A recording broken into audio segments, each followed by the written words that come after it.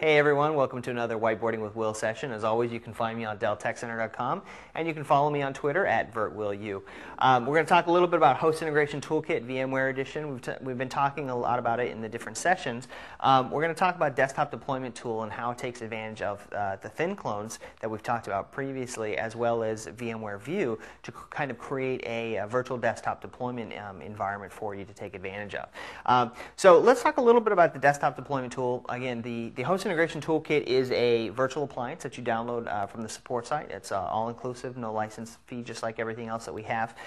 You download it, you install it, you put it in your Virtual Center farm, and then you have plugins that will actually register each of these three tools. So from within Virtual Center, you'll actually launch the Desktop Deployment Tool. And from here, what it is it's a tool that will help you automatically deploy some desktops. So let's talk about what it's doing. Let's pretend we've got this Win 7 virtual machine desktop gold image that we're going to be deploying for our environment. Now, we can talk at length as far as why virtual desktops is going to be the next big hit for data infrastructures. Security, if that's even a word, and reliability, the ability to take advantage of all these things, patching and rolling it out, and tech support and data center security and all that stuff. But I'm just going to kind of talk about what's actually happening behind the scenes when we do this, and we can have another discussion later as far as some of the whys. So for example, let's take a Windows 7 virtual machine. Let's say it's 20 gigs. And this is kind of what your basic user is going to use. Your Office user, it's got Office and Word and PowerPoint and all the tools, all the email tools, all the things that they need to do to run their job. For most of this, it's the 90% workload. So what we're going to do is from the Desktop Deployment Tool, you're going to say, okay, I want to deploy. Let's say I want to deploy 1,000 desktops. Right? Now, part of this is integration into View. So VMware View is a tool that's going to help you use the connection broker, and it's going to take advantage of, when a person logs in, they're going to get the next available desktop, and it's going to map their username and all that stuff. So part of this, obviously relies on View, but part of this we're doing using storage in the back end. So let's say I want to deploy 1,000 desktops. Well, what we're going to first do is we're going to create what's called this golden volume template.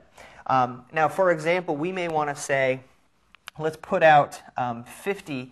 What we're going to do is we're going to copy 50 versions of this Windows 7 image.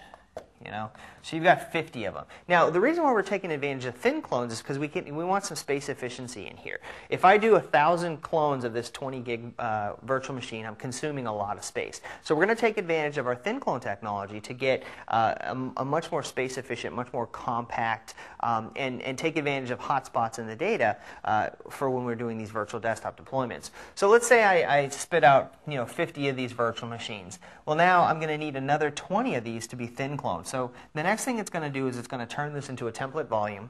From the template volume, we're going to start creating all these thin clone volumes. Now, the cool thing about this, and the cool thing about thin clones in general, we talked about before, so that'd be what, 20? Yeah. So the cool thing about thin clones is all your reads are going to come off this base volume. So, VM1, VM1, VM1, I mean, all of these VM1s, all their reads are coming off this base VM1. Now, the cool thing about this is it's going to automate not only the actual cloning process, but it's going to automate the sysprep, it's going to automate the integration into View, it's going to go into the LDAP server, it's going to do all of this stuff. The only thing the administrator has to do is go in and actually do the entitlements based on the user group that has access to these desktops. So what's going to happen is you've now created, say 1,000 desktops, all based on this Win 7 image, and you've consumed a whole lot less space than spitting out 1,000 clones of these. The cool thing about this now is, so now this user, they're sitting here at this terminal, and this can be anything from a, PC over IP thin client to a laptop with a, View connection broker.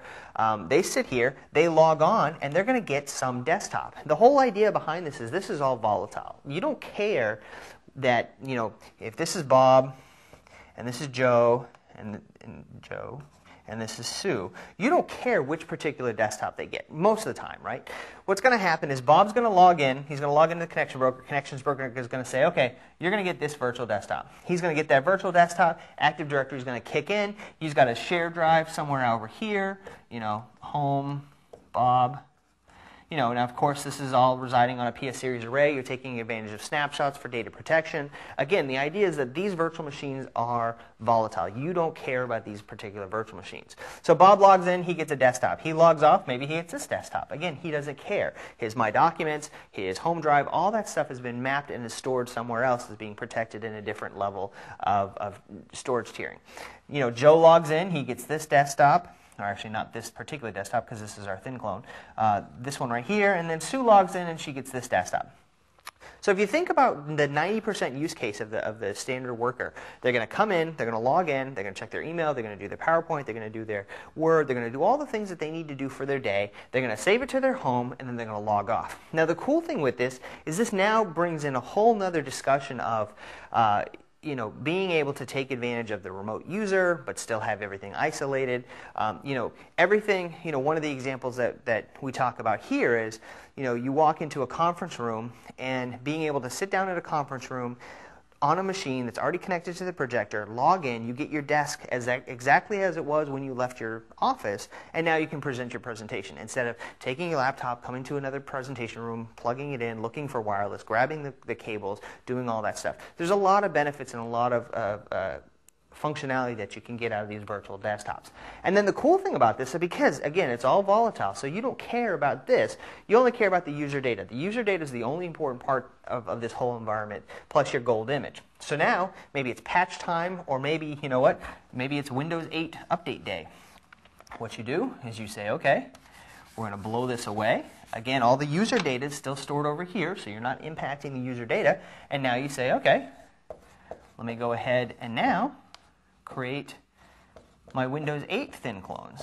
And so when Bob, Joe, and Sue log in on the next morning, they have a brand new operating system. Their home drives are still mapped. They have all their applications. Whether you're moving from Office 2007 to 2010, whatever you want to do, the idea is that all that stuff is transparent to here. And you're taking advantage of the space efficiency of the thin clones on the SAN to give you all this.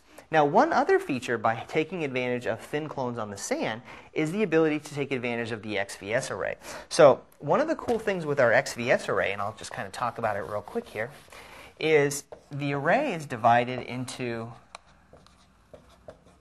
half solid-state disks and half SAS disks.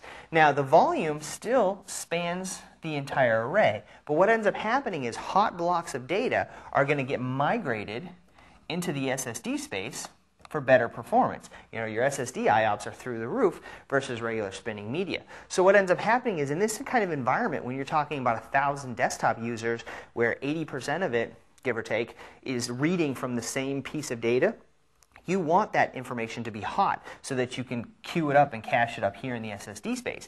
You don't want to buy SSD space for your entire environment because it's not cost effective. But by taking advantage of the SSD space in the XVS array, I'll write that right here, just in case you want to take a look at a little bit more information.